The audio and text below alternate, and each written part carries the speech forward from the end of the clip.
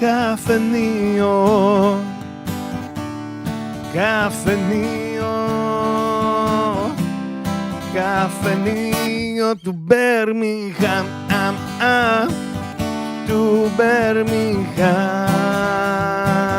του Μπέρμιγχαμ. Ένας χώρος για τη φιλοξενία, τη φιλία, το φως και το φιλότιμο. Καλώς ήρθατε. Hello everyone. Welcome to the Cafenείο of Birmingham. This is the first episode in English. Γεια σας σε όλους σας, να το πω και στα ελληνικά. I'm gonna speak a little bit of English and Greek today, so everyone will understand more or less what we're saying. My name is Panagiotis Vakirtzis, as you know, or Panos, as people know me better in England, in the United Kingdom. Today's episode is special because, as I said, it's the first episode of Kafenείο mainly in English. And we are opening our conversation to an even wider audience. Here at Kafenείο, we believe in hospitality, friendship, light, and φιλόξενούμε. Φιλόξενούμε is a word that is not very easy translated. It means like it is the focus in life, in honor and do the right thing, even when no one is seeing you. So, our goal is always to create meaningful conversation about life, family, identity, and purpose. Today, we have a very special guest and a very powerful story to share with you. So, make yourselves comfortable, grab a coffee, and let's begin. Today, I'm honored to welcome Andreas Kyriakou. Andreas grew up in two homelands, the United Kingdom and Cyprus. He's preparing for a major new chapter in his life, and as he and his fiancée are getting ready to return permanently to Cyprus. He also works in a UK prison where he experiences daily the human side of second chances, responsibility, and personal change. At the same time, Andreas is a father, a husband, and a man deeply connected to his roots and family values. Today, he joins us to share his journey, his experiences, and his reflections on fatherhood, identity, and returning home. Andreas, welcome to Kafenείο. Thank you for being here, and thank you for bringing Liz, your fiancé, with you as well. So he is joining this party today. Welcome, both of you. Thank you for having us. Thank you. That's great. So we've got many topics to talk today, isn't it? Yeah. Many topics. All right. Topics. So let's go and see them together. Yeah. Okay. All right. Far away. So we'll talk about growing up between two countries and cultures, family roots and migration stories, identity and belonging, the decision to return to Cyprus, fatherhood and life values, working in UK prison, fatherhood inside prison. Oh my God, there's a lot. Second chance and responsibility. Why fathers matter in children's lives, and building a meaningful future. So, there is a lot going on there. there is a lot going on. Yeah. So let's start. How was your day? Before we open the mic, we said a few things. So let's start. With a bit of, let's summarize. How was your day today? My day was okay. It's my weekend to work this weekend, so when I'm at work, it's just daily routine, really. Weekends are quiet, though. There isn't that much staff in, so it's much more relaxed and much more settled, let's say, in prison life. So, because normally it's quite chaotic Monday to Friday, but as I said, weekends are generally quite relaxed. So yeah, let's be quite spontaneous. Yeah, we've got our topics. So you said about prison, how it is to work in prison. What was that attracted you to work in the prison? Previously, before I started at prison. Before I started working within the prison service, I was in restaurants background, pub backgrounds, this and that, and I've always been in that environment. Let's say, start in the morning at 9 o'clock, finishing by 11:30, 12 midnight, and I just got to a point in my life I needed a change. Anyway, I needed a change, and my partner said to me one day, she says, "Look, check this out. Look at this job here," and it was part time. So I was thinking, no, she's not going to work. She's not going to let me work part time. But she says, "Don't worry. I'll support you. And I thought, bonus. Being able to do 18 and a half hours a week and just having lots of time, work-life balance, let's say. So, cut a long story short, I applied for the job. I got an interview instantly, and I actually went to the interview. And when I come out, she was waiting for me in the car, and I actually got in the car, and I said, I've got the job. I was that confident I was going to get the job. And within 2 days, I was offered the position. I went into the job with the mindset that it doesn't matter what that individual or individuals have done, I will respect them like I will treat them like I want to be treated, with respect. And then if I just stick by that code, I'll be okay in that job. And that's what I've done from day one. And from day one, really, I've built up good relationships with staff, prisoners, around the prison as well. So that's how it went, really. That's how I went from restaurants into prison life, let's say. I think life is giving us a lot of, let's say, chances, or whatever we do to improve our self-awareness. Have you felt that you improved yours by doing this job in some aspects in life? Absolutely, because you when you start a job like this, you always have opinions about certain things that happen in life, but you it's hard to explain. You kind of go from having those opinions to completely different opinions, because at the end of the day, they've made the mistakes and they're paying the price for that. So you kind of just go in with that mindset, really. Do you know what I mean? You have to, because if you go in with a different mindset, then you won't be able to do that job. And it's not just my job that I do in there; it's all jobs. Prison officers, governors, every person that works within the prison service has to have that mindset. If they don't have that mindset, don't work in the prison service. It's as simple as that. Do you find that people are prejudiced in general with the prisoners? I mean, they're prejudiced against them, like, they say they're not giving easily chances to them. I mean, one of the things that I found is, we've talked about in the previous time, I mean, because I've worked and I tend to promote this in my work as well. So the fatherhood, it's, I mean, because prisoners can be also fathers, isn't it? Yes, yeah. That's correct, yeah. So are we giving chances to these people to be close to their families? I know that along their journey in life, they cross some lines or a line. So are we giving them the chance to improve and return and become better people, and maybe pass this life experience to their own children, and maybe to the society and the community, and maybe to contribute from any possible angle and become better? I can only go by what prison I work in. The prison I work in is a prison for rehabilitation as well. So there's workshops across the board, from kitchen work to mechanics to print shops to plastering to brickwork. There's all sorts, and they get education in there as well. So I think they strive to do better, the prison service, to try and rehabilitate, but you can't help everybody. Sometimes there is certain people that can be helped, and then there's certain people that can't. Regarding the fathers thing, we've got plenty of fathers within the prison, and we have every month we have certain days, family days and stuff like that, where they can bring the kids in and they can see their kids and this and that. So again, it's trying to do more to help, in that sense. Yeah, I think they say that the fathers that are involved with their kids' lives, they decrease the chance to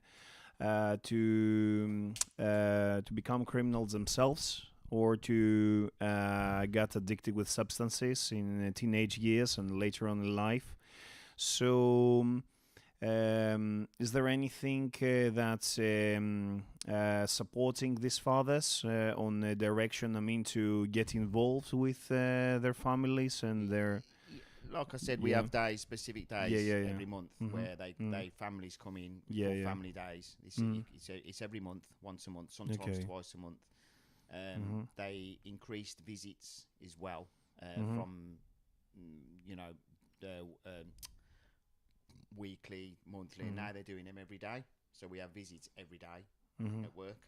So they get to spend more time with their families that way. And I do find that, from what I hear, that if when they do see their kids, they're more susceptible to want to get out and improve their lives. Absolutely.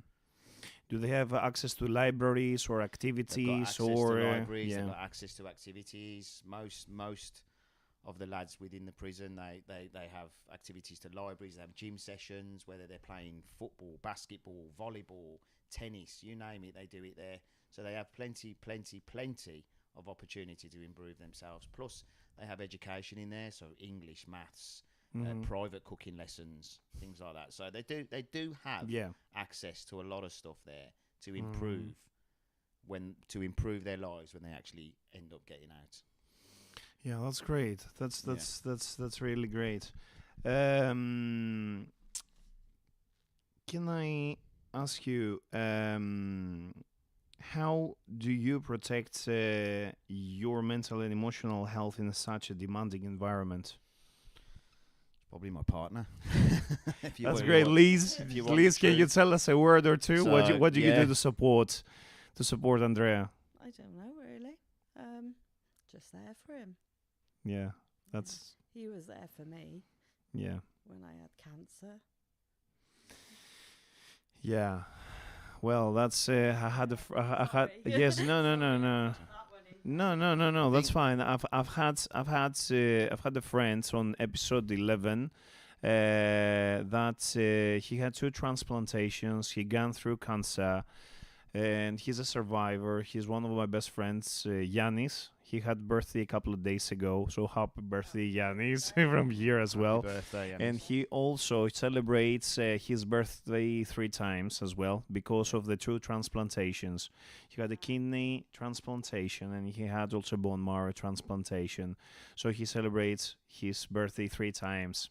And he's a very special guy, friend for me. So this is, I mean, what brings us together. I mean, we all have our own challenges, and sometimes when when something is so critical, I think we can pull our best and worst from this, isn't it? Yeah. So I suppose from the start, when it was a part-time job, and I said, go for it, because he said, I don't want to be in a restaurant in the kitchens in my 50s, or, I've seen how it affects people and is stressful.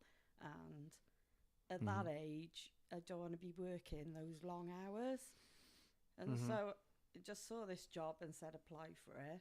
And he wanted to do something to give back to his industry, like how he'd been taught in restaurants. And he just wanted to give something back. And because he's very good at telling people how to cook things and different things. You're very good. You're shaking your head there.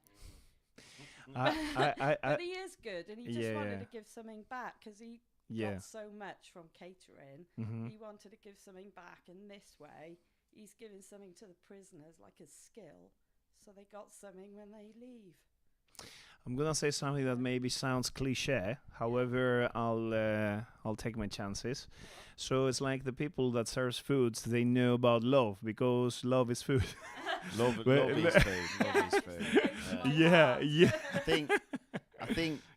To answer your question, going back to when you said about the support network I've got, she keeps me grounded. But before, when you're in the kitchen environment, you know what chefs are like. You've seen the TV program. Yeah. They're not put on. I say chefs are. They're just mainly nutters. Just like, do you know what I mean?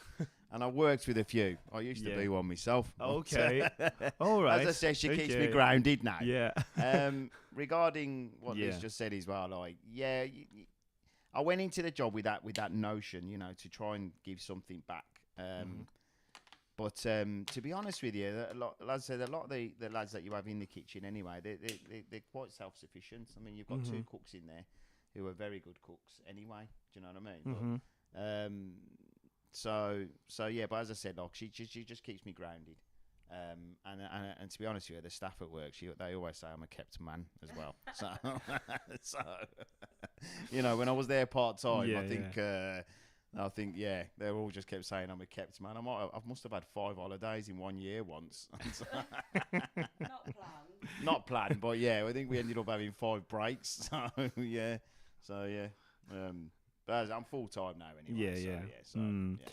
When you say kept man, how did you call it? Kept. Yeah, that financial. That's the running joke in my team. Yeah, that I'm a Okay. kept man. So like, if I say we're going out with something, and then I'll say like, oh, don't worry, because Liz is paying anyway. Sort of thing. So, I'm just gonna say something on this because this year, so I've got friends that will speak about relationships, and we're saying that. I mean, what's the mainstream is we're looking, I mean, for the man that has got money, the man that is, has got is powerful, this, that, and we just making, I mean, the ideal thing for everything, and then we stay single for life. I mean, because you just can't be perfect, isn't it? But what is promoted and advertised is quite a lot of that, isn't it? yeah. So that's something that I think goes to fatherhood or motherhood and about the kids. What's your relationship with your kids, and what's the principles that you try to go by and. To keep them in the grounds, as you said, and to avoid the possible, hazards that there are. Obviously, as you can probably have already guessed, me and my boy's mum, we've divorced. However, we've got 3 magnificent boys. I'll say the boys are adults now. Yeah, they're all very well grounded. They've got a great mum. I have to say that she's a good mum. Yeah. Κυρία Στέλλα, γεια σου, ξέρουμε ότι μας ακούς, να πούμε για ένα γεια. Hello. Καλησπέρα, μάνα μου. Καλησπέρα. Να πούμε Καλησπέρα και και Κρυστάλλα. Έτσι. Αν ακούεις μας, καλησπέρα. Καλησπέρα σε όλους και όλες, έτσι. Just a quick one regarding my mum. I hope you're not having Chinese tonight, mum. All right. All right. Going back to what I was saying about the boys, they're all grounded boys. Yeah. They're all very happy at what they're doing. As long as they're happy, I'm happy. That's all I want out of their lives. I want them to be happy. Whatever choices they make, they're going to make mistakes along the way. They're going to, obviously, that's just life. That's how it is. That's how you learn. That's how you progress in life anyway. But they're all just happy boys, and I've got a very good relationship with them. They've got a good relationship with Liz as well. So, as I said, as long as they're happy, I'm happy. See them every week. And you know what? The last month or so, they really have stepped up as grandsons as well. I just want to say there that they really have stepped up as grandsons, because as you know yourself, my mom with her situation, just everybody, the whole family stepped up, and I'm just so proud of them, so proud of them, and I'm proud to be their father. I need to say something that we're really grateful, me and my mom, when my dad passed away. Now it is that was on 2021 on 6th October. So we came on December on the same year here, and your mom was from the first people that came. I don't know, she is like the sweetest lady. Yes. I don't know, she's so sweet, genuine, and open-hearted. Like, Do you know how she, I don't know. It's yes, exactly. So she came and introduced herself and say to my mom, speak to her and all that. And this is so amazing because we started to feel like our home. Because as you know that, I'm here now 10 years last October, so I'm on my 11th year. But it's really difficult. I mean, when you migrate, and this is one of our topics as well to discuss in a bit. But coming here with my mom and had your mom and our dear Zenonas. yes, God rest his soul. Yes, God rest his soul. So it was something incredible, something so much needed, and we spent the first year. We were invited by them, and we spent the New Year's Eve with them. Yes. And that was so special, and I don't know. It's like the loss is something that takes you a trip really, really very deep down to whatever darkness you may have. And, well, it teaches you a lot in the end. Gets you maybe humbled. Well, this is the trip where I found my faith, actually, because I wasn't close. So this is where my friend Yanis, as I said, comes to this story, because of all his challenges in his life, he wants to go once a year to Mount Athos, which is like a holy place for the Orthodox Christians. So anyway, motherhood, fatherhood are really important parts in our lives, and so you were saying that your boys also, you see them, I mean, weekly. Yes. And you're very close with them. So how would you say, I mean, do they listen to you? Yeah, I think they do, actually. Yeah. I think they really do. Like, I think they obviously I give them advice, and they do take that on board. But at the same time, I want them to fly solo. They don't need to listen to their old man all the time or their mom. Just figure out what they want to do in life themselves. But I think they do, actually. Sometimes I still think I scare them as well. I don't know why. You know what I mean? Yes. No. They won't tell me something for X amount of time, and I'm like, why have you not told me? Because it's you, Dad. And I'm like, why? They saw the chef side of you years ago. Yeah, probably. Yeah. So yes. When I had a short fuse back in the day, probably. Who knows? But as I said, like they do listen. They do listen to me. Actually, yeah. But as I said, I want them to find their own way in life, do their own thing, and that's exactly what they're doing.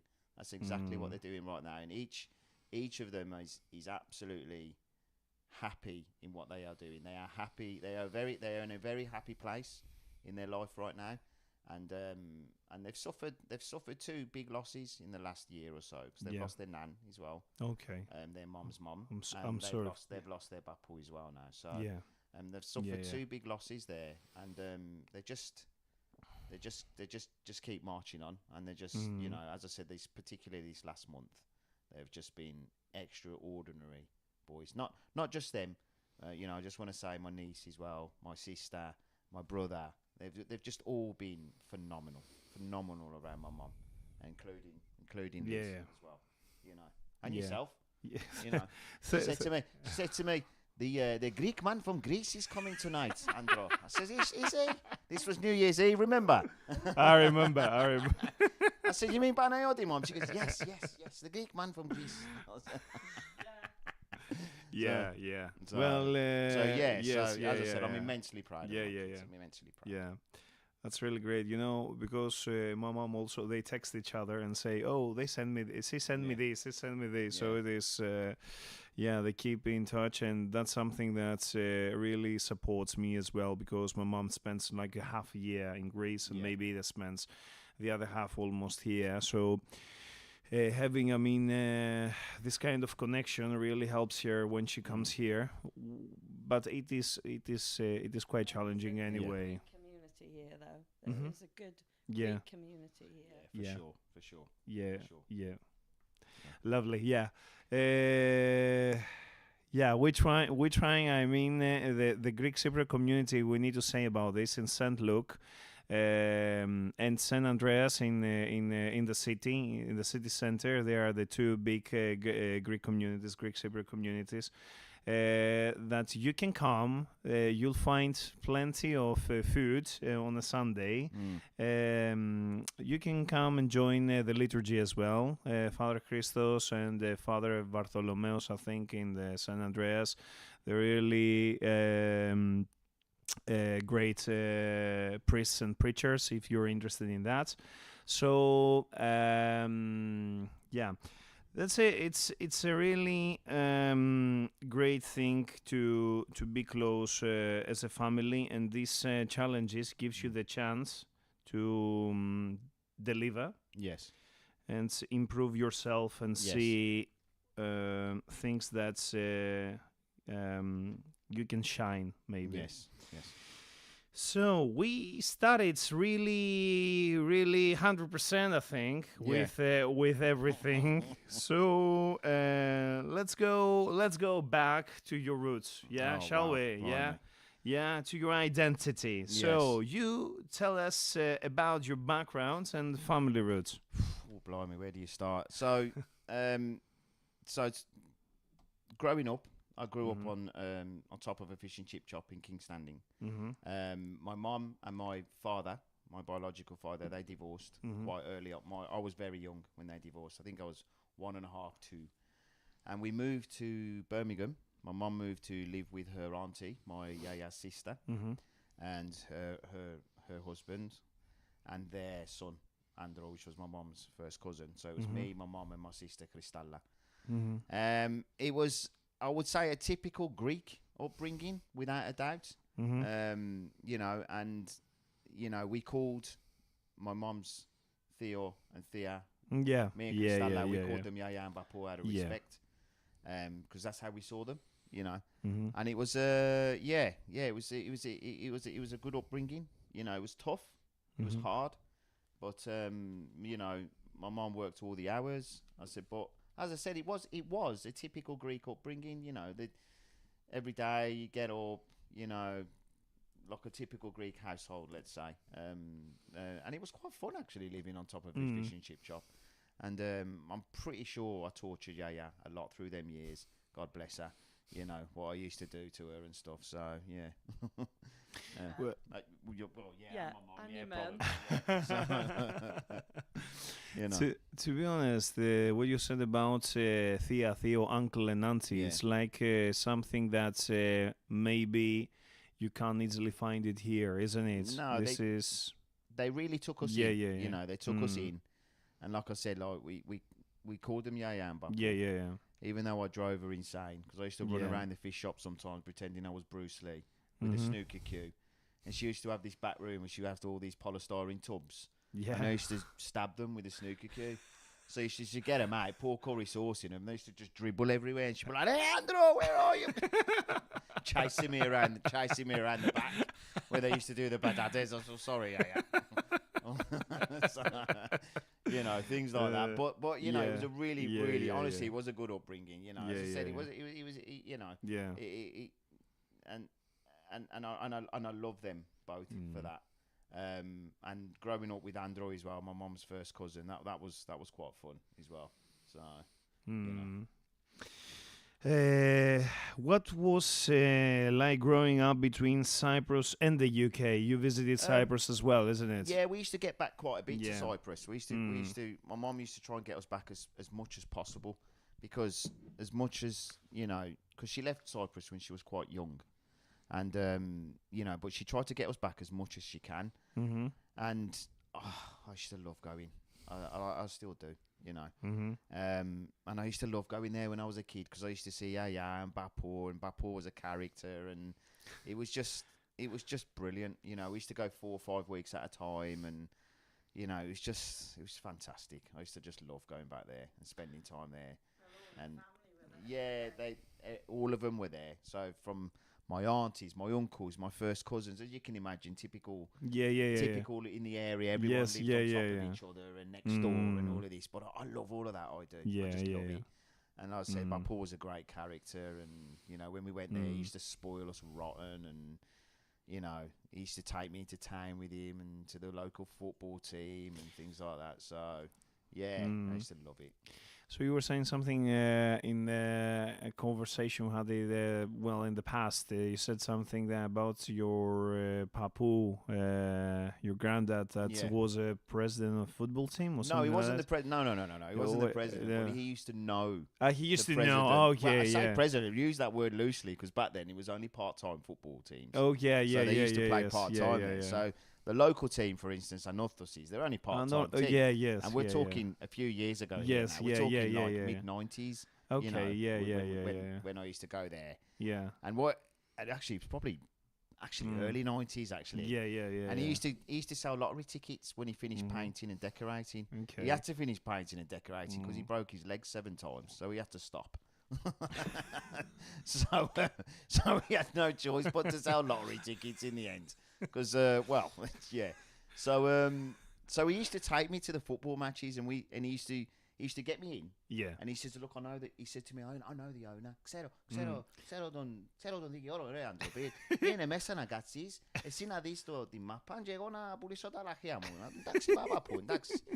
So I used to sit there, watch the game, and he used to go around and sell all the lottery tickets, you know, and that was like a thing. Yeah. And I used to go around town with him selling his lottery tickets and taking me to all his dodgy mates, one of them called Gatto. And he used to say to me, what tapes do you want? I said, what do you mean? He goes, you know, the new ones. I said, oh, yeah. I said, why do you call him Gatto? And he says, because he's bloody sneaky as a cat, man. I used to be like, okay.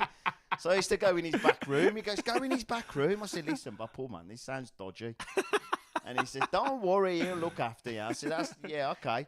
So I used to go in his back room. I said, hey, Gatto, what you got? He goes, you're Vasileia's grandson. I said, so you can have whatever you want. Oh, yeah, Vasileia's, yeah. Yeah, so I'll come on to that in a minute. Yeah. So he used to take me in the back, and Paul used to get me loads of videotapes. And then we literally had to fill up a suitcase just full of videos. Not only mine, my mum's. Yeah. I mean, she's still got them. Like we were rummaging around in the cupboards the other day, and she's still got all the videos, man. I think so, yeah. Do you know what I mean? Yeah.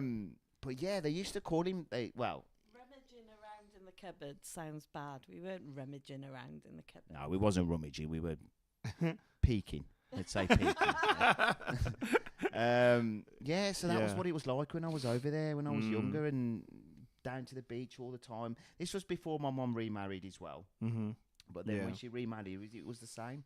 So I used to go there every year, and you know, me and the old man would go down to Mackenzie Beach and stuff like that. But yeah, they used to call my Bapu Vasileia, the king. Yeah. And everyone knew him as the king. And when I say everybody, even the Cypriot government.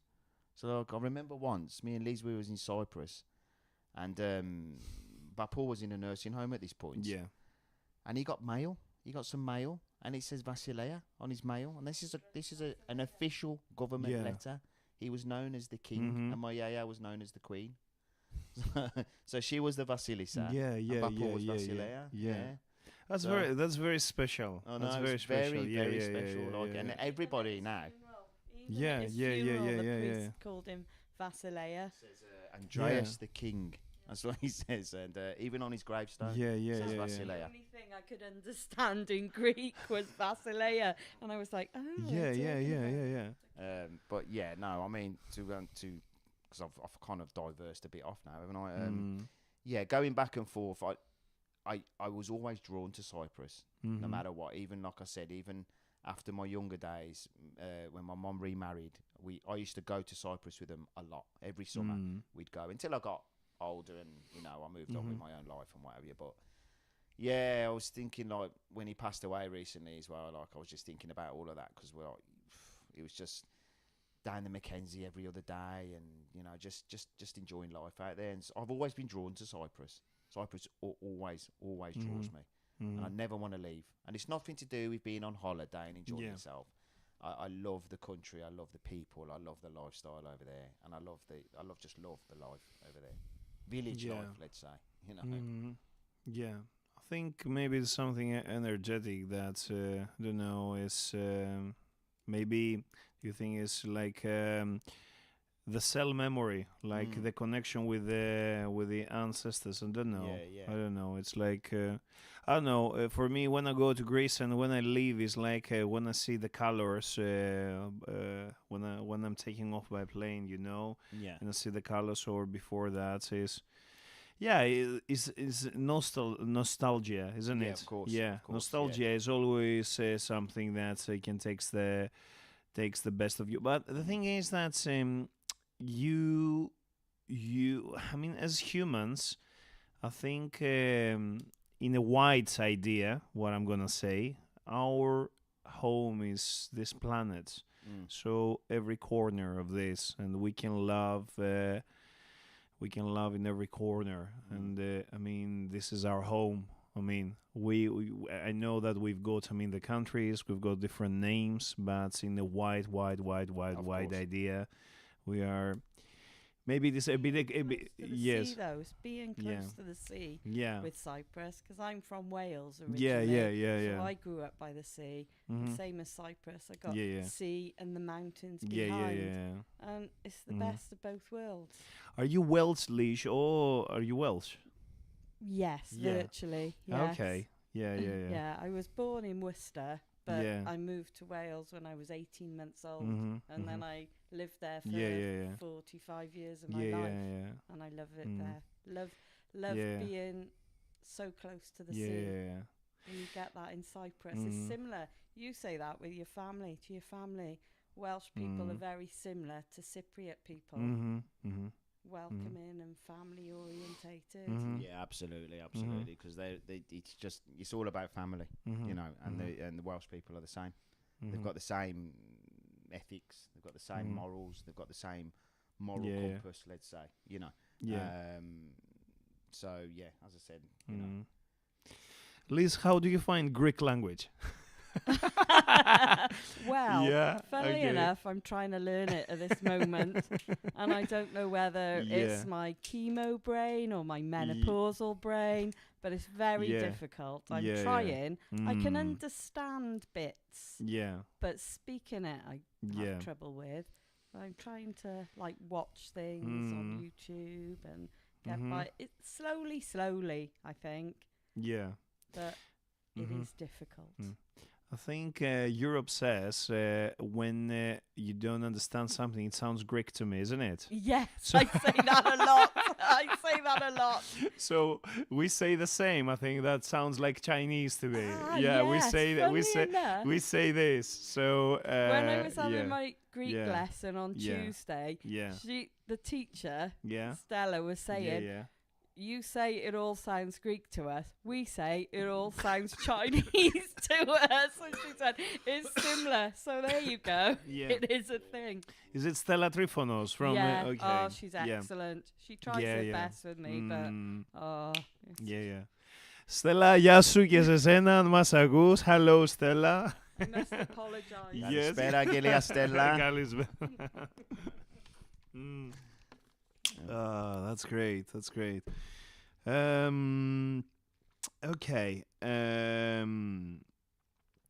Did you ever feel in between two cultures?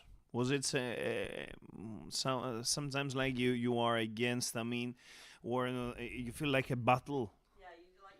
Yes, exactly. Place. In other place. So like you're in a battle. Let me tell you something. When I was growing up, obviously, because I grew up in Britain. So let me just be clear. I love Great Britain. I love every opportunity that I've had over here, and I will forever love this country.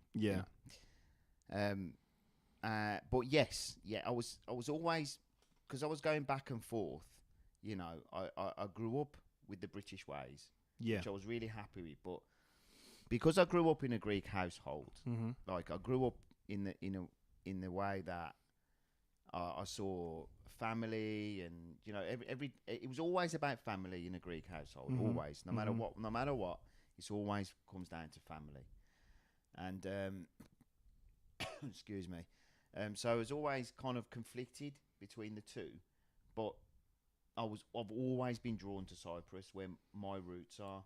Although I was born and raised here in Britain, I'm always drawn to Cyprus. Always, it's like something always just pulls me there, you know, and that's, you know, it's not just sun, sea, and all of this. It's not just that. It's the life out there. It's the lifestyle, the life, being around family, the family lifestyle, the village lifestyle, the village life.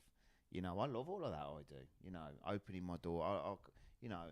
I love all that, opening my door to people coming round for coffee, this, that. I just love it. I love all of that. You know, it's not, the you know. social aspect. Excuse me.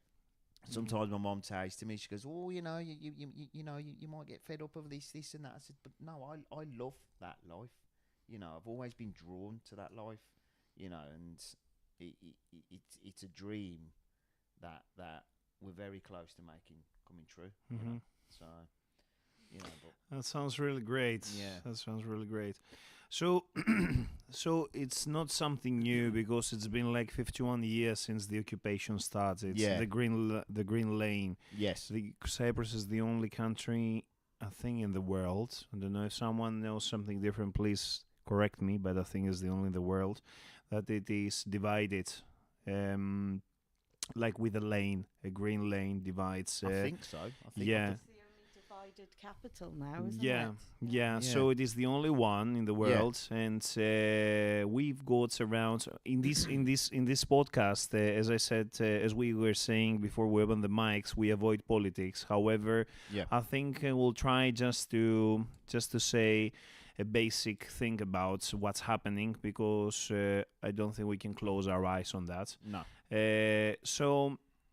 There are things that are happening all around the world at the moment. There is a war that's going in the Europe continent after quite a few years. There is another one in Middle East that's happening.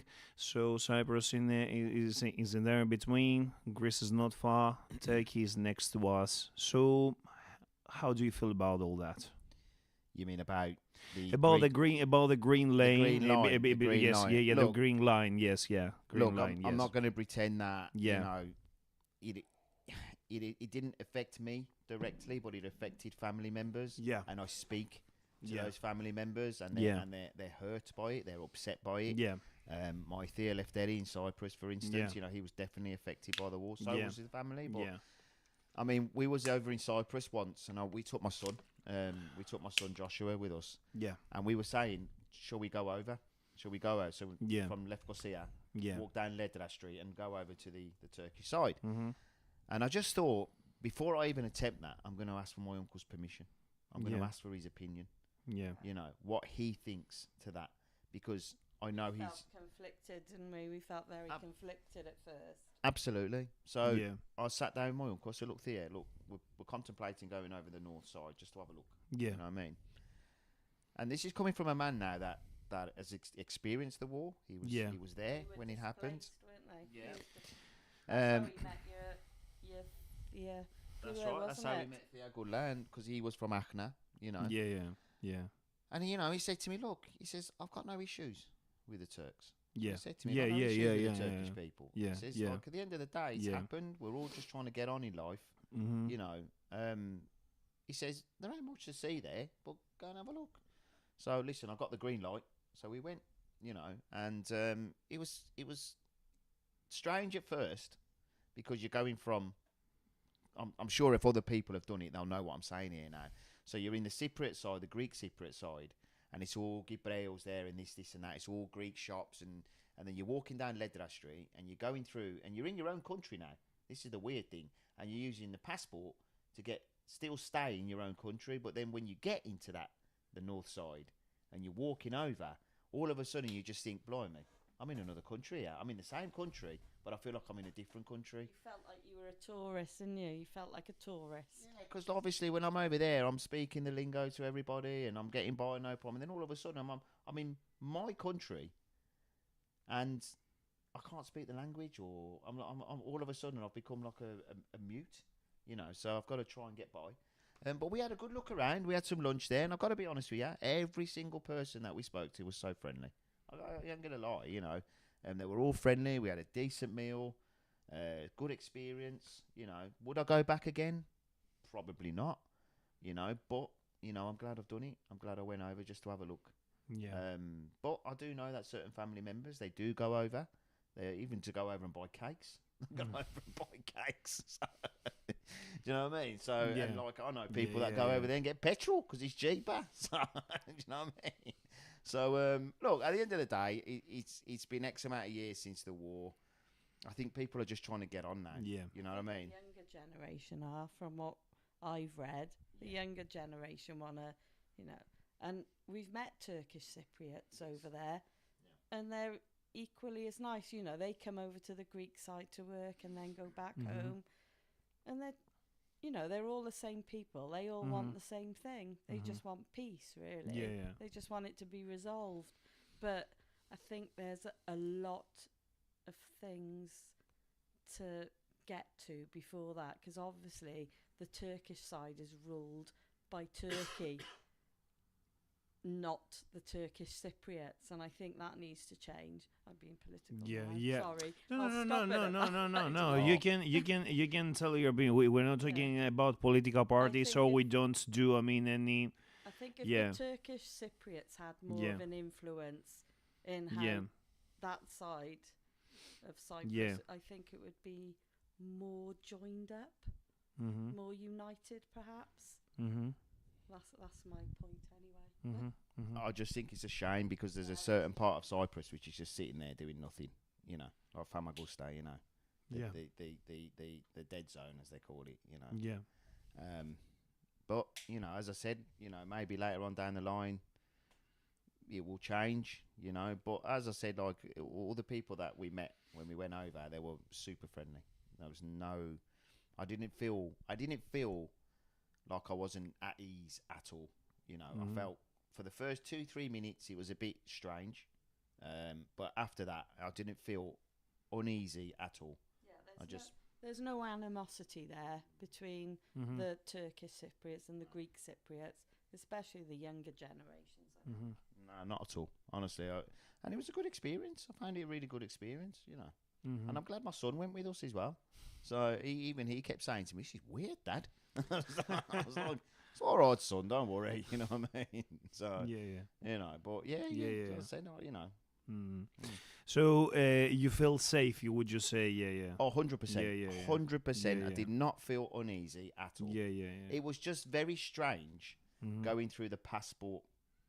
When when they check your passport, when you're going in to the north side and then you're coming back to the south side, and you've got to get your passport. It was just an odd situation, I think. Bearing in mind you're literally in the same country, so you know. But other than that, no, not at all. Did not feel uneasy at all, and everybody was super friendly.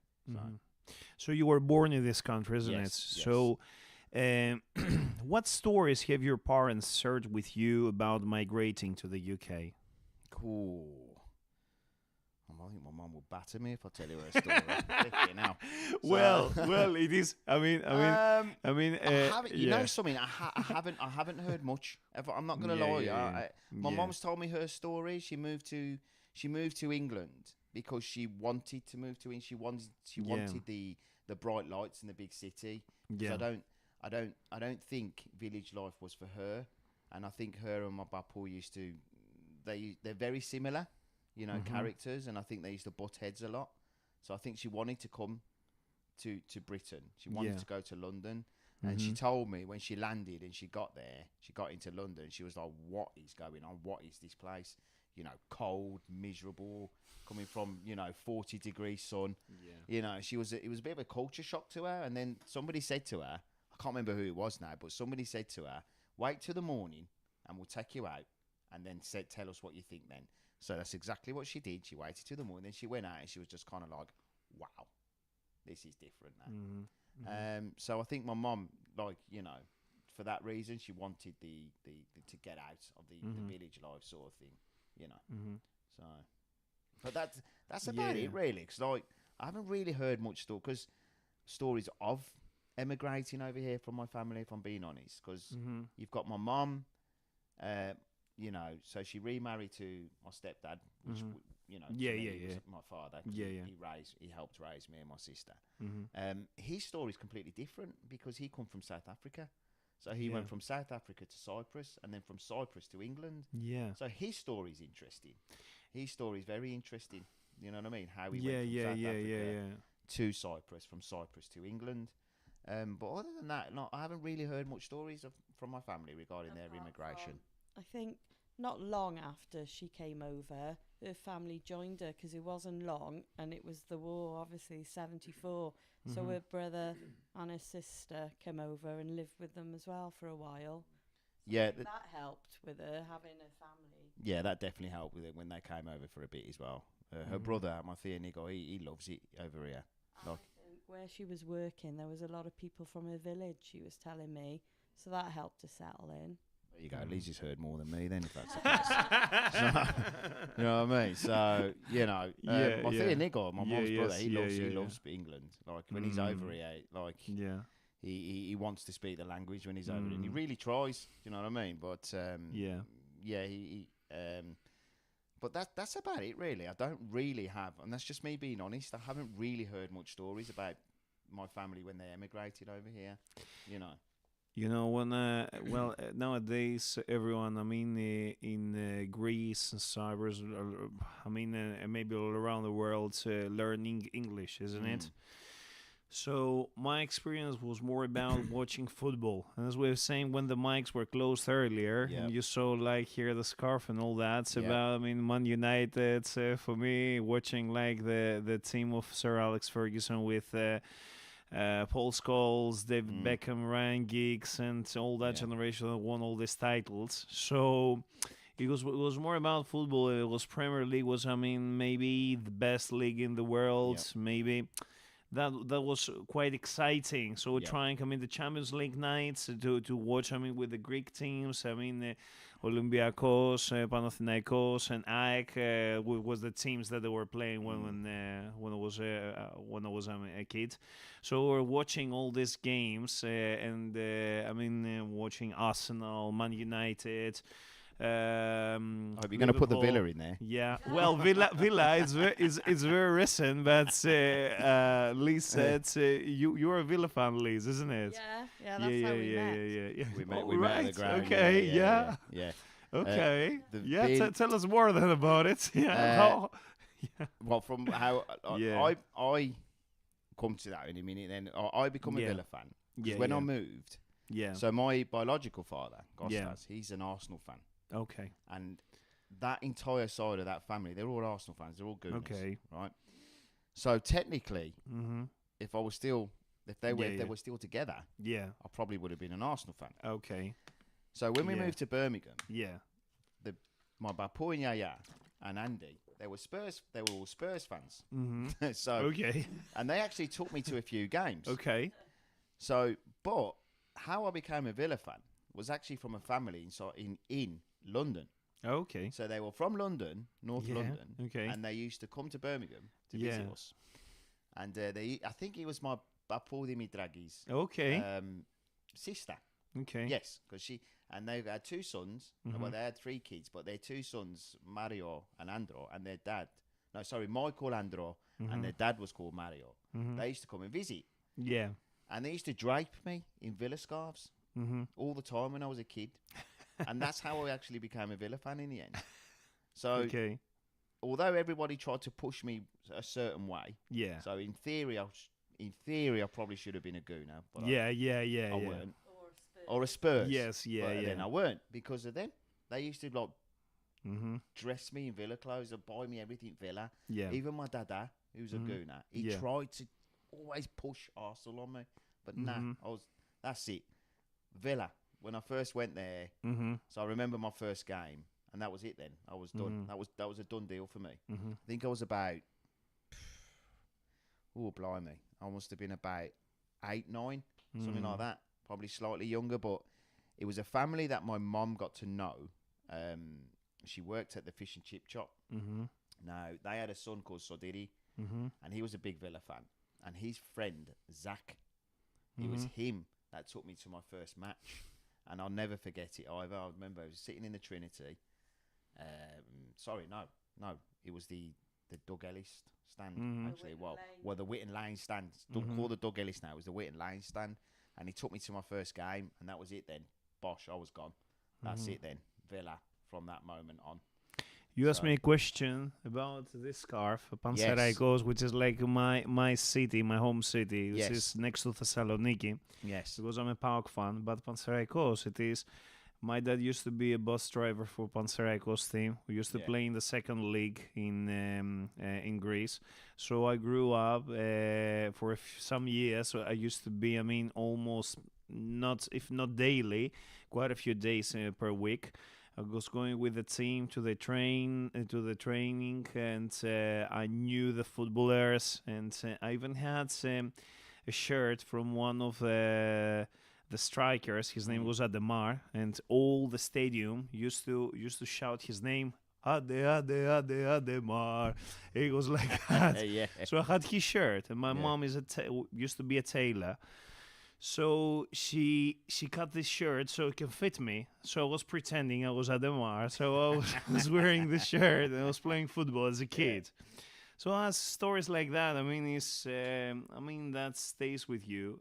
So in my heart, especially after my dad's passing, it's like I understood that, okay, I'm a PAOK fan, but Panathinaikos, like it's... They are called lions. They are the lions. So Panathinaikos. So in my heart there is that part, like the lions from that era, and it's very you need close. To be a Villa fan. They're Sorry? lions Villa as well. Lions, Yes, go Lions, exactly. Nah, he's too far gone. Yeah. He's got too much Man United memorabilia up on his wall, man. He's gone. It's that scarf that has Dwight York as one of the legends of Man Yeah, United. yeah. Villa before. Yeah, he was. Okay, yeah, okay. Well, he, United legend. Wow, he won the European Cup, part of the treble team, so he probably is a legend there, to be fair. So, Yeah, for me, like Ole Gunnar Solskjaer, he was the one that scored the goal, isn't he, against Bayern? That was crazy. Yes. That was really crazy. Yeah. It's still now. It's like I watched this so many times, like in repeats in video and all that. So it was crazy game. I turned the telly off when I was watching it because I thought they'd lost, and it was like 89th minute. Yes, I thought this is over. Turned the telly off. Yes. Next thing I know, everyone's cheering. You know something that's probably one of the most iconic moments in football. Yeah, I would say, definitely. in football history. Yeah. There's a lot of iconic moments, and I think that's one of them. That's definitely one of You them. know what? It's one of those ones, like when Kennedy got shot, I know where I was thing. Yeah. It's like, where were you when Man United won that? Yeah, it's so true, because I actually remember exactly where I was and what I was doing at that time. Yeah. Because like I said, it's one of them moments that happened in history, football history, that everyone does remember, because it's such an iconic situation to be in, to score 2 goals in stoppage time and actually win the European Cup. I was in the kitchen washing up. I was actually at work at a 5-star health club at that time. Was it? But yeah. I don't know. Maybe I was at bed because I was 9 years old at the time. So I watched it on repeat. I think it was 2000, wasn't it? 2000. No, it was 1999. Okay, I was 8 years old then. 99. Yeah. Oh, that was. But I've watched it so many times, because Man United was. I mean, I used to play, a PlayStation and all that, and so I had a Football Manager as well. So I was pretending I was. I had even Sir Panos from Sir Alex. So pretending I'm a Man United coach. Yeah. Anyway, that's great. So what connects us is sports, definitely, isn't it? Oh, definitely. So it was another moment like the 2004 for Greece as well. We won the European Cup. That was really crazy. Yes.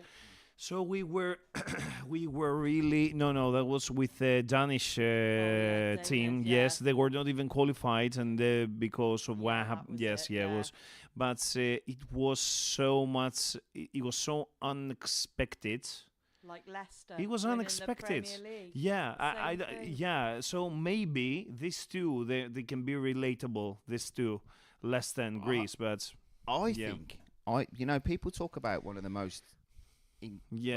Football grating moments, and they say Leicester is the one.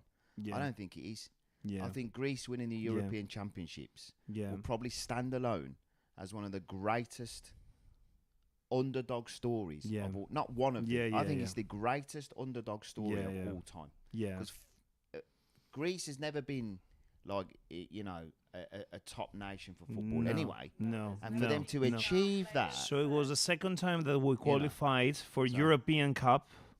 One time we had, say, 1992 92, I believe, 1992 or 94. It was in the World Cup in USA. That we were battered by Maradona's Argentina. So we were not like a nation with rich football heritage, like UK, for example, like England, for example. It is. But we've got one European Cup more than England. Exactly. No, but that's. But it's one of them things that will It's funny because if you think about how strong and powerful is Premier League. Yep. And the Greek league is not so strong. Okay. You would expect, more success stories from the English national team. Absolutely. But I think, and I said a few times, that I think because the expectation is always like so high, and they are always expected like to get the trophy at home. I think that they've got really great players, but for some reasons they always falling short. You know why I think they fall short? Yeah. Why we as a nation fall short all the time are winning the big trophies. It's exactly what Liz just said there. Yeah. It's the pressure. It's the pressure that the media put on. Yeah, exactly. Put on them. Yeah. The media over here, when it comes to football, is insane. Yeah. 1 minute you're a god, next week you got to get the sack. You know what I mean? It's as simple as that. Yeah. And that's football today. That's football today. What happened to Postecoglou? He won the Europa League last year, and he got sucked because Tottenham went, the worst maybe position in 17th. I know it was bad, but Tottenham has got European football, isn't it? Champions League.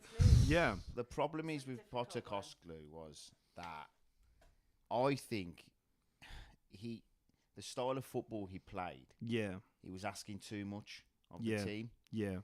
They got to a point, particularly that season, where he had so many injuries. Yeah, that's and it. That's to do with the intensity he makes his team play. Yeah. And that's the same sort of style that, for instance, Bielsa has as well.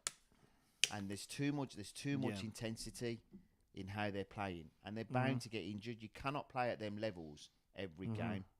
Now, regarding the actual, you can't play that system and not ship X amount of goals every game.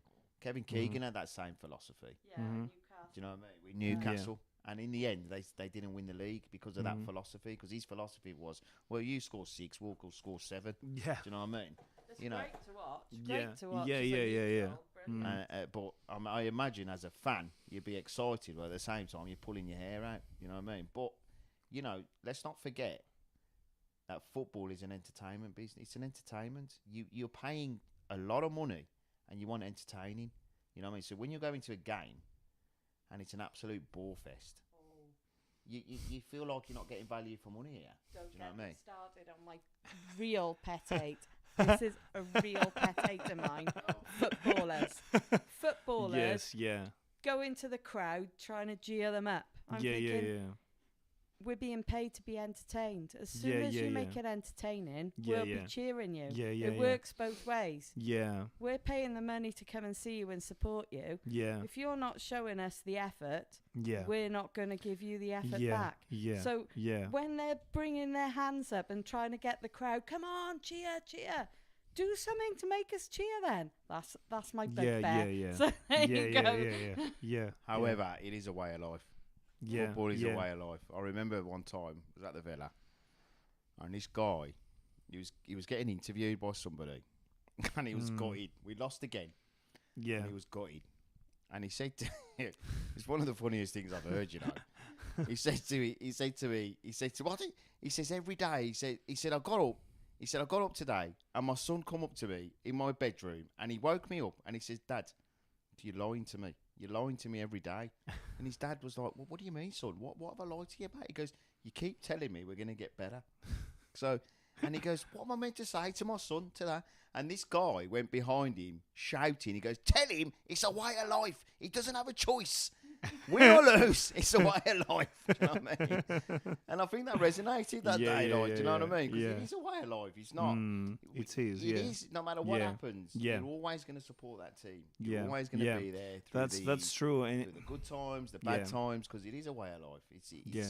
It's not something that you and being a Villa fan, believe me, you've got to, you've had your ups and you've had your downs. Man.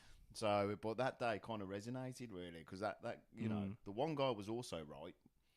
By you know, what am I meant to tell my son? This young son of mine, I brought to the game, and we're losing constantly, and he's telling me I'm lying to him because I'm telling him we're getting to get better. But then the other guy behind him shouting at the camera, "No, tell him it's a way of life." You know, so. You know, but football, I think football's the only sport in the world that can bring you together, as worldwide can bring you together. That's why the World Cup is so big, because it just brings everybody together, all nations, all races, all cultures, and it's the only sport in the world that can do that. And I refuse to believe there's any other sport that can do that. I don't know, maybe basketball is number 2, I would say, maybe. But yeah, definitely. I think it is the simplicity that football has, because it's one ball, 22 guys, or women, I mean, with the women's league, so that they're trying to score. That's it. Yeah. So there's it's not complicated as a definition what you have to do. Because basketball is, you have to understand it to watch it better. Okay, it's not very complicated, but there are some more rules there. Okay, but for example, I got no idea what's happening in cricket. No idea. I went to watch it. I wanted to watch it, and I didn't know what's happening. So in England, in Greece, we got no cricket, so I don't know what is. It's the same as basketball, though, isn't it? It's big in Greece, I know that. And Cyprus. Yeah. But it's not so big over here. We did it in school. Yeah. I preferred netball. Yeah. I don't know what's that. But yeah, cricket. I mean, I can remember going on holiday to France and taking the cricket set and playing it on the beach. Yes. And then you get all these French people looking at us. Wow, those strange British people. What are they doing? You know, 'cause there's plenty of sports out there that don't transcend across other countries. But football, I think, has transcended across every country in the world near enough, so that's how it can be uniting. It's a massive passion. Football is, you know, like I said, it's a way of life, and I think that's why it brings everybody together.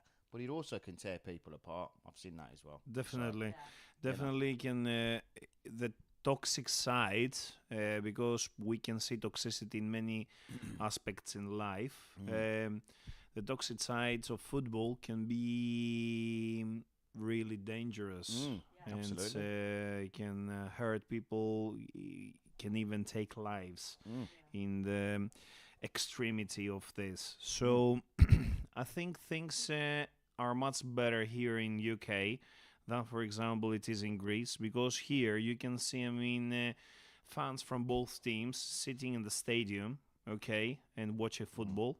In Greece, in the major teams, which is like, I mean, nowadays is like five teams, let's say, Olympiacos, PAOK, Panathinaikos, AEK, Aris. Let's say these 5 teams, I mean, are the major teams in Greece. So these 5 teams, we do not have like fans for both teams in the game, because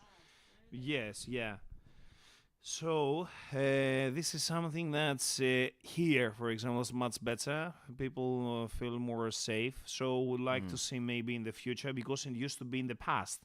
But there are many things that happened. I mean, people got hurt in the past, so they changed it. We do not have like fans for both teams. So, and I'm just gonna say that now we had the Europa League game that PAOK fans were going to watch it in Lyon recently, and there was like unfortunately we had the death of 7 people in Romania. That happened. There was a car accident though.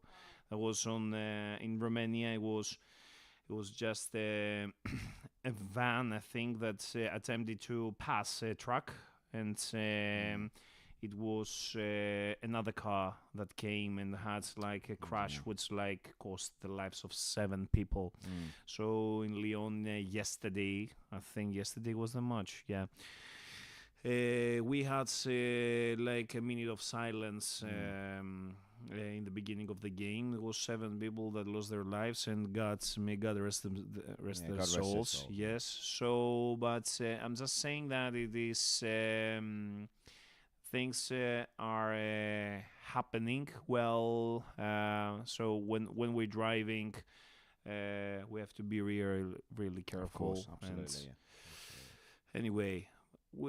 I think this is getting the heavy part of the football, because football is something that we usually brings us together. We smile, we score goals, we are excited. It's going on that, but at the same time, things can go wrong. Football's a way of life and passion. But it's not the be-all and end-all at the end of the day. Like when you say things like that, there is more to life than football. Yeah. Football's enjoyment and a way of life, but it's not. You don't want to get too passionate that it becomes your only thing that you get obsessed by, because you need to experience more than just football. Yeah, definitely. Sure. Definitely. So, right. So I think that we can. Do you want to say how do you imagine your life now back in Cyprus? I think you're moving soon there. What's this new chapter in life? How would you imagine this it's chapter? The dream. It's the dream. Okay. It's the dream. Yeah. What do you mean for the moment? Well, it is. We're not there. No, we're not there yet. No, but we're in the process. We're deep in the process, let's say. But like I said, it's always been a dream of mine anyway. But then obviously when Liz said that she would love to do it as well, I thought, the dream could become reality. Yeah. There's obviously a lot of logistical things that we had to think about. Kids. I told my boys. Yeah. And they were really happy for me, actually. They were really happy. In fact, everyone was happy. The only person that was slightly a bit was probably my mom. But, I understand, yeah. And I will miss mom, because we're just down the road from my mom. And, I'm going to miss her a lot. I'm going to miss everybody, you know. But, it's like I said, our lives over there are going to be so different. It's going to be more laid back. We've already said we're going to swim every day, no matter what. And Liz is on about getting everybody on board for a Boxing Day swim as well. Yeah, was telling my family about that, and they were all like, whoa, hang on. They don't even go at Greek Easter. When I know. The only time we see them is July. The same to me. Because it's too cold the other day. Yeah, it's like you a see? cup of tea, as his uncle says. So when you go over there for Easter, it's like 24, 25, you know what I mean, which is hot. And they're saying, whoa, it's not hot yet. I said, listen. Yeah, that's what we say. It's not hot. We say 25 degrees. You have to take your cardigan. I said, listen. I said, Thea. I said, if it hits 25 degrees in England, I said, it'll be in the front page of the paper. Yeah, that's. Don't worry about. Don't worry about all the shootings, all the stabbings, man. They're all in the queues to get to the beach. I said the front pages of the paper will just be all pictures of Brighton Beach and Bournemouth Beach, man.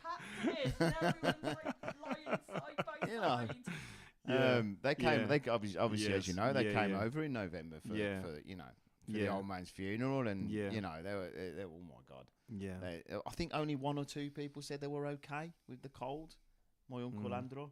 Oh right, he's bloody bonkers. He was like, I'll get up in the morning and I'm going to speak to the deer. I says, yeah, all right, man. I said, this is not cold for me. I'm happy with this. I said, no. Even your Theo Nico, who loves it over here. Yeah, he does love it over here. Christ. No, but I think overall, I think that it's just a dream that we've made become we've made it become reality now, and I just think, you know, we're close. And I just think it's just the lifestyle over there. You know, it's the laid-back lifestyle. It's not being stuck in traffic for an hour every day to from work. Yeah. And I understand. It's the yeah. little things. It's the that's little best things. thing. You know. With your cousin's son, left Eddie, when he said about the traffic. Remember? Oh yeah, he said to me, we was over there. I was having a moan about the traffic over here, as you do, you know. And he goes, "Oh, there's traffic here as well." I said, "What do you mean?" I said, "What traffic?" He goes, "Sometimes there's 5 or 6 cars back to back on each other in Left Garcia." I said, "You what?" You what? He's been to London lots of times. I said, "Have you lost your mind?" I said to him, "Nephew," I said, "Listen, man," I said, "you can get stuck in traffic in one place for about an hour. 1 hour." I said, "Yeah, hello." I said, "I work 20 minutes away. Sometimes it takes me an hour to get in." Yeah. An hour. Yeah. You know, I don't think they quite grasp what traffic is over there. They think when they say, "Oh, you can put link in it in Simena." Na, posi non ana games janati speeding.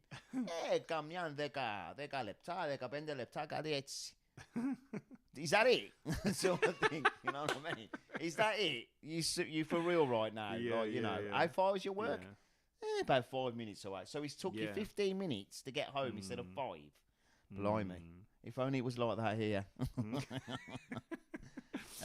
But no, again, as I said, it's the lifestyle, man. Yeah. It's the lifestyle. So Yeah. it's going to be a change, a big change, and we'll probably find it difficult for the first year, I would say, to get settled in and just. But saying that, we've got lots of family over there.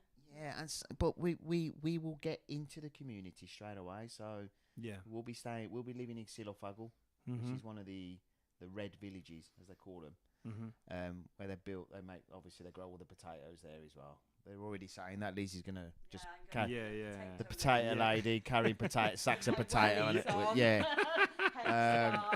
But we'll integrate into the community straight away.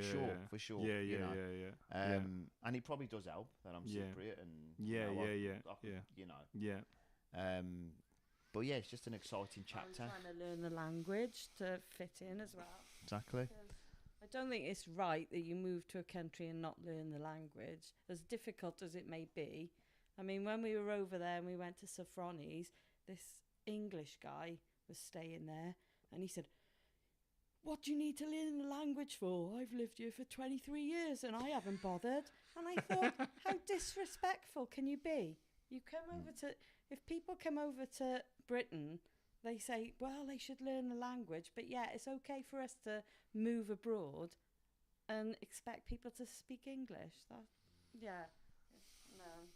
Although English is widely spoken now worldwide, you know, it's also in Cyprus now for education over there. It's part of the curriculum now to learn English because it's a language that's used a lot now. So, you know. So today we had Andreas Kyriakou, we had Liz, we spoke already for how it is growing up between two countries and cultures. We spoke about family roots and migration stories, identity and belonging, the decision to return to Cyprus, fatherhood and life values, working in a UK prison, fatherhood inside prison. Okay, second chance and responsibility, why fathers matter in children's lives, building a meaningful future. So, I would like to ask you, to do your closing reflection. If you like to, let's say, summarize and say, something on your side. About our conversation today and how are you looking the future? I've thoroughly enjoyed today's conversation, actually. Me too. I thought I was going to be a bit nervous. Yeah. Whoever was listening, I hope it was entertaining anyway. You know what I mean? Just like having a normal conversation. Yeah. Pretty much. Pretty much what we talk about when we see you day to day. Yes, anyway. yeah, exactly. I hope my mum was entertained anyway. I'm sure she's listening with my sister. So, eating Chinese or something like that, you know. Yeah. But yeah, just to reflect, thank you for having me. Yes, thank you. I hope, you know, people enjoyed it, the people that were listening. Few shout outs maybe to my boys, Alex, Joshua, Thomas, my mum, obviously. My mum, we love you. Who else? Cristalla. Yeah, of course. Sorry, Chris. Almost forgot you there. Yeah, she's lovely. Her husband, Andrew. Zina, my niece, my nephew, Perry. Everyone who's made us and knows us. And if Tom, you're listening, mate, shout out to you, son. Yes. Because he said he was going to listen. But yeah, I thoroughly enjoyed it. Funny idea. It's been really cool, actually. Thank you for being here. This is my vision, my dream. Because we're talking about dreams, is Cafenείο to be a place that we can talk in a good spirit and in a light and meaningful way, conversations, and we can share. Our backgrounds and see what connects us, what brings us together, and how we can create a better reality for our lives here or wherever we are. And we always hold the principles and values of Cafenείο, which is like hospitality, friendship, light, and φιλότιμο. So that's the Cafenείο for today. So if you like this episode, please like, subscribe, share it with the friends, and if you like to be the next one who's gonna sit in these hot seats that Andreas and Liz sat today, and you want to be the next one and have another conversation, please send me an email to cafeneo.birmingham@gmail.com. You see the specifics on the comments as I'm gonna do as every episode, the thank you comments. So please feel free to speak about ideas. If you'd like to be to make any proposal, any donation, please let me know so we can discuss the terms and all that. Thank you very much. He makes good coffee, by the way, too. Yeah, it was a banging coffee, to be fair. Thank mine again. I expected a Greek coffee. Greek coffee, yes. I wanted a Diplo. Yes. Definitely. So I would like to renew our appointments. Next week with a new guest. And for the specifics, please keep in touch. Stay tuned with Cafenείο on Instagram and on Facebook, and follow me and all the social media so you'll be informed. So have a lovely weekend. Saturday today, Sunday tomorrow. Whatever you do, enjoy and have a good rest of your night. Καληνύχτα και καλή διασκέδαση. Καληνύχτα και καλή διασκέδαση σε όλους. Τα λέμε. Γεια σας. Καληνύχτα.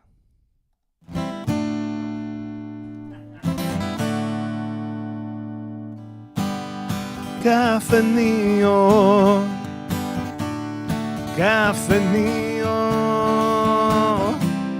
Καφενείο του Μπέρμιγχαμ, του Μπέρμιγχαμ, του Μπέρμιγχαμ. Ένας χώρος για τη φιλοξενία, τη φιλία, το φως και το φιλότιμο. Καλώς ήρθατε.